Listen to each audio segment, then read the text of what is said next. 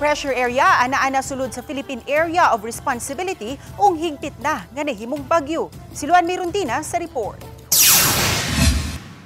Sa initial forecast track sa Pag-asa, kung makasulod na sa Philippine Area of Responsibility ang maong tropical depression alas 8 karong gabi, pagatawgo na kini og TD Opong kun bagyong Opong. Alas 8 ganihang buntag nahimutang sa eastern portion sa northern Mindanao sa gawa sa Philippine Area of Responsibility ang naasoing bagyo. Matod ni Engineer Al Kiblat, pangu sa Visayas Pag-asa Regional Services Division nga base sa forecast track niini, padayon kining maglihok paingon sa amihanang kasadpan nga bahin sa nasod ug sa Biyernes posibleng mulandfall kini sa Northern Samar. So kining senaryoha mapiktahan ta direct effect sa maong bagyo.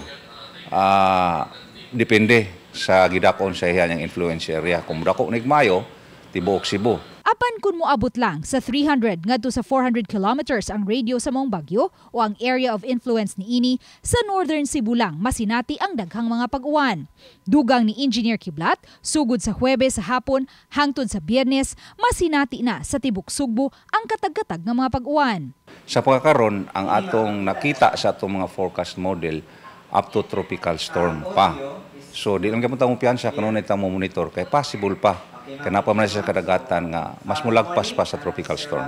Matod sa Pag-asa, kung makasulod na sa Philippine Area of Responsibility ang maong bagyo, kini na ang ikalimang bagyo sa buwan sa Setyembre. Sa pagtuon sa Pag-asa, anaa sa duha ngadto sa upat lang ka mga bagyo ang gipanglantawang makasulod sa Philippine Area of Responsibility karong tuiga. Apan kay nilapas na kini ngadto sa 5 usa kini sa mga timailhan nga nagdanga-danga na ang La Nina phenomenon.